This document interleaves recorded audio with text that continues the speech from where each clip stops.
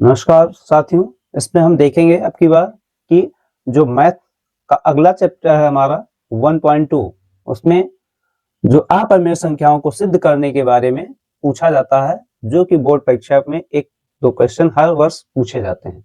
तो उस पर आधारित कुछ कॉन्सेप्ट हैं, हम उनको आपको बताते हैं पहले। ठीक है, तो देख रहे हैं क्या, जैसे कोई एक अपरिमेय संख्या होती है, क्या है अपरिमेय संख्या, यानी ऐसी संख्याएं जिनको हम p बटे q के रूप में ना लिख सकते हो। तो अपरिमेय संख्या के साथ, अपरिमेय संख्या के साथ अगर दूसरी कोई संख्या, जैसे हम क्या कह सकते हैं परिमेय संख्या,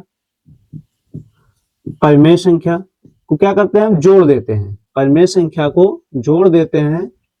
तो ऐसी कंडीशन में यहाँ पे क्या होगा, हमको मिलने वाली जो संख्या होगी वो क्या होगी, वो अपरिमेय संख्या मानी जाएगी, यानी होगी, अपरिमेय संख्या होगी।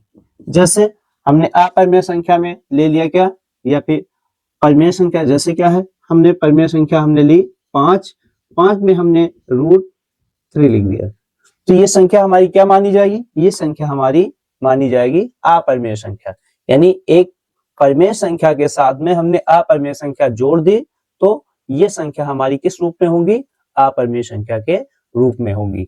दूसरा, यानी ये पहला कंडीशन बनेगा। दूसरा कंडीशन, अगर हम किसी अपरिमेय संख्या में क्या करते हैं, घटा देते हैं, क्या कोई परिमेय संख्या हम घटा देते हैं, तो घटाने की दशा में भी क्या होगा, यही हमें अपरिमेय संख्या भी मिलेगी। क्या कहलाएगी, अपरिमेय संख्या कहलाएगी। तो जैसे दिया गया, हम परिमेय संख्या 5 ही ले लेते हैं और उसमें से घटा देते हैं क्या, √2। तो √2 भी हमारा क्या है, √2 भी हमारा अपरिमेय संख्या है। अब इसमें से क्या है, परिमेय संख्या हमारी 5 घटा दी गई, तो क्या करेंगे, या 5 में से √2 हम घटाएंगे, तो ये संख्या जो हमको मिल रही है, ये क्या है, ये संख्या हमारी अपरिमेय कहलाएगी।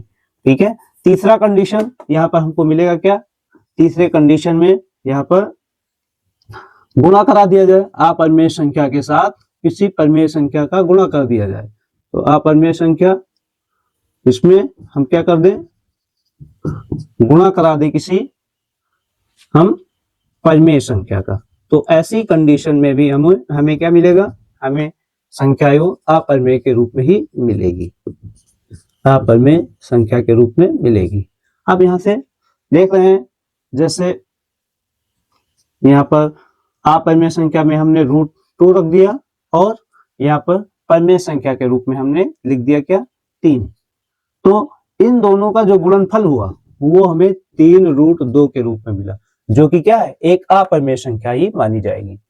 इन्हीं के क्रम में लास्ट है कि अगर हम अपरिमेय संख्या लेते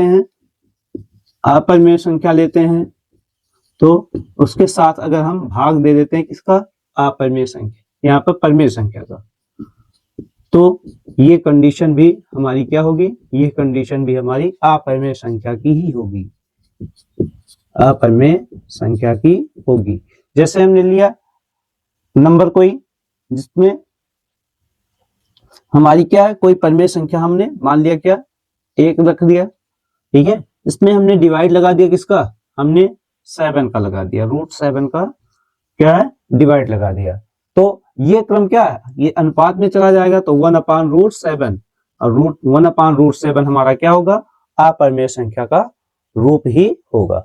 यानी सारी जितनी भी कंडीशन थी, योग, उसके बाद यहाँ पर व्यवकलन यानी घटाव, यहाँ पर होगा क्या, योग का, अंतर का, मल्टीपल यानी गुणे का, और डिवीजन भाग, चारों कंडीशन में जो हमको क्या है, जो हमको परिणाम मिलेंगे वो अपरिमेय संख्या के रूप में होंगे। तो इस तरह से हमें इन बेसिक चीजों के बारे में सबसे पहले सीखना होगा। धन्यवाद।